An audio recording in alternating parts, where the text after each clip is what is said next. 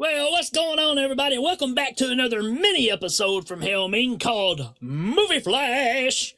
Movie Flash. Yeah, we're just picking random things that we kind of just said, hey, that's out there. Let's check this out and see what we think about it. So last episode, or the first episode, if you want to call it that, we covered Milo, which was a movie from our past, and we'd like to leave it there. Yeah. It was a labor of memory. And it was every bit as bad as we remembered. But we're going to put away the raincoat and switch it out for a hockey mask and talk about the reboot, the reissued 2009 Friday the 13th remake, reboot, whatever you want to call it. Currently on Netflix. I believe that's where I checked it out at. Yep, that's where I saw it too. So I think that's what gave me, I saw it and I said, that wasn't bad. You want to talk about it? And there we were. Yeah. And to think about this one, and I don't know what a lot of people thought about it, but as far as a horror completist, I guess you'd say, I think some of you feel like you have to accept this one as is. I don't know, man. I thought this is a pretty decent reboot or revamp, or however you want to look at it. It's really taking the first two movies, Friday the 13th, Friday the 13th Part 2, some snippets from 3, and slamming it all together into one cohesive movie. And, it's got its problems. There's no doubt about it. And you would think by now we would know if this thing is going to be the staple. It's amazing that people want to still go back and watch the 80s versions when you've got an updated version. Yeah.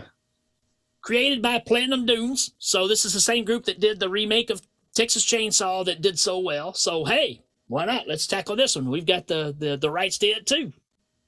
Yeah, so, we just talked about how Part 6 kind of rebranded the franchise, made Jason into a monster and not just a killer man.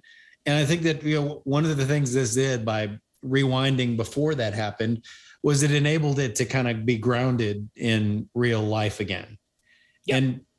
And, with Derek Mears, he was just a scary thug who he really was. I mean, he was like a handyman with his little handyman shack down there. He had tools and he had traps and it wasn't all about booby traps, but you could tell that this guy had been killing people for a long time and he was really good at it. Yeah. I mean, and I do love going back to the original toe sack look of Jason as well. That's still scarier to me than the hockey mask. I've always been more of a fan of the mask, but of the sack, and that's because of the town that dreaded sundown. I just grew up with that. Seemed to be even less expressive than even the hockey mask. So I don't know. I kind of liked all that. The the bear traps, that kind of threw something different at you for sure. Yeah, I think that it returned to formula, and then it gave you a little bit more detail.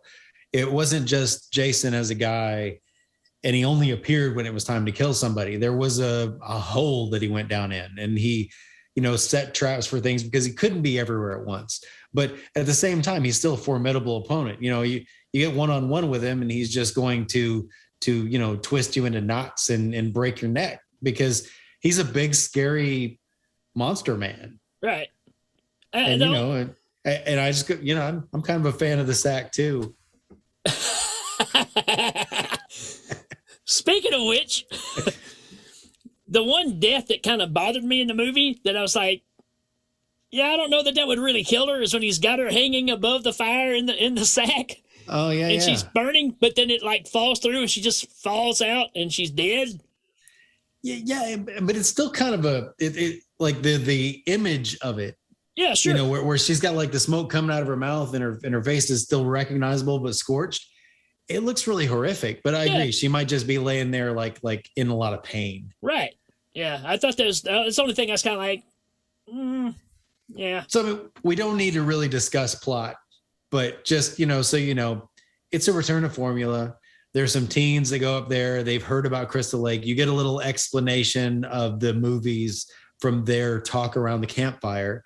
And then, of course, they go off to, seek drugs or have sex, and they get offed. Man, these people, I mean, in the originals, I mean, all of your counselors and everything were, doing all the sins, right? But these people are just the worst, man. I mean, it's a non-ending looking for weed, sex. I mean, it's kind of overkill.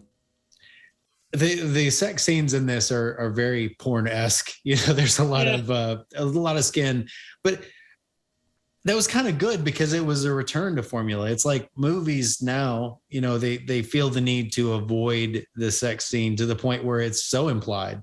Whereas in the 80s, there was a lot more, you got a boob shot, you got an extended scene of nudity. And that was part of the, no pun intended, part of the titillation of these movies. Right. You got to see these contraband scenes.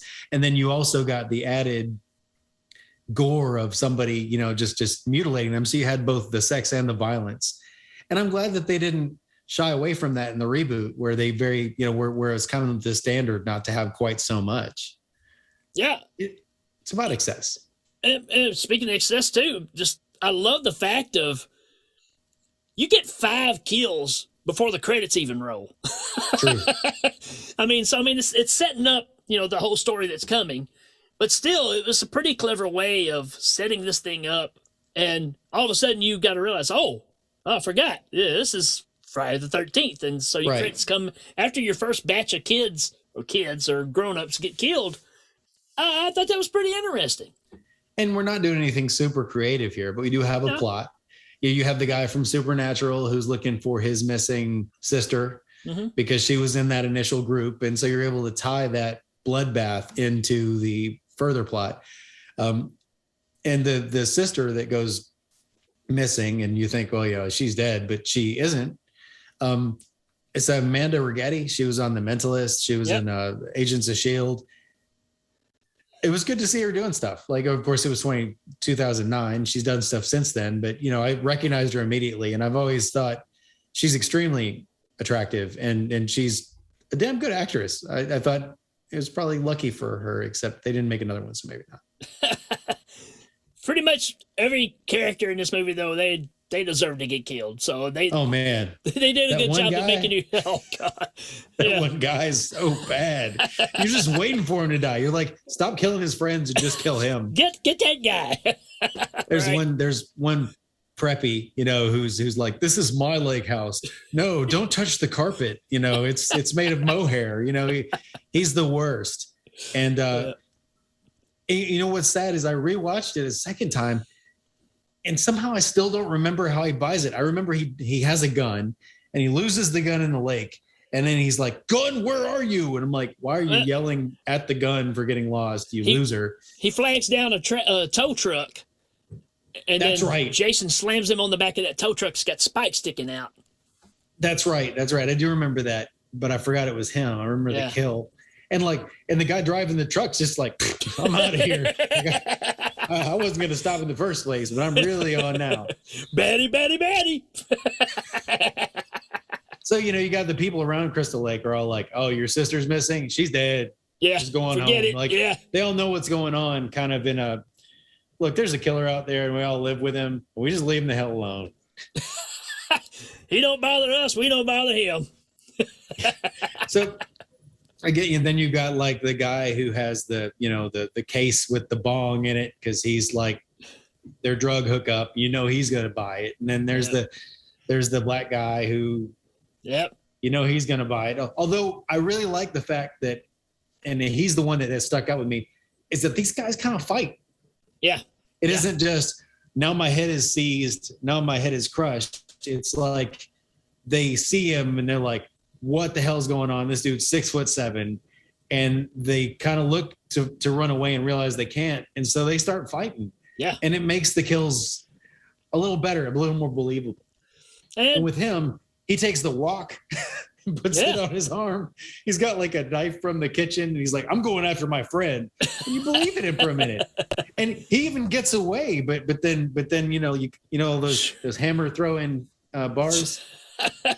Jason's been going to those, and he double hands that double-headed axe. And that's one thing I got here. It's like, how is Jason such a good archer, man? Because he shoots he shoots those people out on the lake that are a good, I don't know, 60 yards away. Hey, not to mention we got topless water skiing going on here. So, yes, it's true. Yeah. So that was kind of a pick me up. But he's like Tom Cruise in this movie. Jason can do everything. And he's so and let's talk about that lake kill for a minute. It's in the middle of the day. Yeah. Yeah. It's like, I mean, or maybe the end of the day. Like, you know, it seems like dusk hits pretty quick after, but I mean, like they just took their hateable friend's boat out against his will, and she's like, I like to take risks. He's like, well, what about this risk? And the next thing you see, she's water skiing topless, and you think, okay, well, it's the middle of the day, they're probably okay. But no, he gets an arrow right through the head. And then the boat runs over her. She thinks he's come back around to pick her up. I'm like, you could swim down. I mean, it's coming right at you. Yeah. I mean, and then he kills her too. She swims, and there's only one place to hide, and that's under the dock. So she's like, oh, he'll never know I'm here. It's like, man, he knows that's the only place you can be. Right. And then there's the whole, yeah, that's good. That's good. Top of the head. Yeah, the kills are really good in this one, and they're gory enough, but they kind of hand it back to the old movies as well. So I don't know, man. I thought they did a really good job of that. Right. I mean, maybe the thing was, it was a great homage to the originals, but it wasn't anything all that new. I mean, they tried to make it a little, like I said, he's got like a little place where he's living. You see a little bit more like Hills Have Eyes, kind of like he stalks his victims part, but it wasn't different enough for them to say, hey, let's make another one. It was just like, yeah, you made a movie, so people went to watch it. We've been down that road before. Yeah, and it's a fine line right there too, right? Because usually what makes a character so scary is the less you know about them, the scarier they are. And when you keep giving too much information, they're not as scary. It did kind of follow the same trend, I think, of what they tried to do with the Leatherface and stuff like that with the remake of it as well. Right. That's kind of the only issue that I have is it's not really that different. You could almost change the two characters in the movies and it's almost the same movie. Yeah. You could have stuck that in between part 2 and part 3, or part 3 and part 4, and it would have been right in line. Well, I'm saying you could take the new Texas Chainsaw, the first one, and the new Jason, and switch out the characters, and it would have almost been the same movie. I mean, one's just got a chainsaw. But true. At the same time, and it's because of trying to give you more backstory of Jason lives here and he's burrowed a hole in the ground. He keeps prisoners down here. That stuff is just, you feel like you have to give an explanation, but it didn't hurt it. It's a fine line there. I think what it boils down to is the problem with the Friday the 13th movies. Where are you going to take it? Right. Yeah. They took him to Manhattan. They took him to hell. They tried to change him into the hidden. They did all this stuff because they knew that if they just made another movie about teenagers getting hacked up at Camp Crystal Lake, well, people would just watch. Instead of going to the theater to see that, they could just watch their VCR cassette of part 3. So it was the same with this. It was a fun reboot. The everything looked great. Mm-hmm. All the kills looked awesome, and like all the teenager girls were hot, and there was all this going on, but it was really just that movie again. And so you're not going to have the reboot part 2 because you know exactly what it was going to be. Yeah. Yeah. There was nothing you could do with that. Yeah. And, again, I think for what it's worth, I think this is a pretty good reboot. I mean, yeah. I think I liked it better watching it now than I did when the first time that I checked it out, because you kind of let those things go. And I start noticing, there's other characters in this movie, cops and people like that, were Jasons from the past, right? They played Jason in some of the older movies. So it's kind of cool to see that too. That's nice. Yeah. And, even kind of the ending where, in the shop when they've got the chain around his neck and pulling it into the meat grinder thing or whatever. Yeah. That's pretty cool. Yeah, it was just, I mean, again, it was all right, but There was nothing about it that you could lead into a sequel. Right. And maybe there was never an intention to do it. It was just like, hey, we're rebooting the series and we're giving you one that's updated. And now we're not going to do a part 3 because we don't need to. Which I think is fine, because the problem with the Texas Chainsaw one is they kept running with it and they just kept getting worse and worse. And that's what happens, right? So, yeah. Know when to call it. Yeah. And the jump scare at the end, right? They changed it up a little bit. And it still works. I knew it was coming, but it was okay. I think I was watching it for the second time and my daughter wandered into the room and I was explaining kind of what was going on. And the jump scare worked on her because she had no idea it was going to happen. Right. But anybody who's watching this because they wanted to see a reboot is going to know exactly what's going to happen. Yeah. It's just going to be thrown at you from a little different angle, right? Sure. You don't want to do exactly the same thing. So, but I'd say it's worth having on, especially if you're having a party or something, and then you everybody's a horror fan, and you're all just sitting around talking. It might be worth putting on in the background because it's eye candy. It's eye candy for the horror fan. Yeah, it's a great looking film. It does everything. It checks all the boxes it's supposed to. I think it's pretty solid. All right. Well, I don't know if we rate things on this show, but I'll give it the butterfly. I give it the flying bird. The flying bird. Go ahead. Here, I'll do it again. Censored. All right. All right, there you go, folks. Another episode of Movie Flash for you. We'll see you later.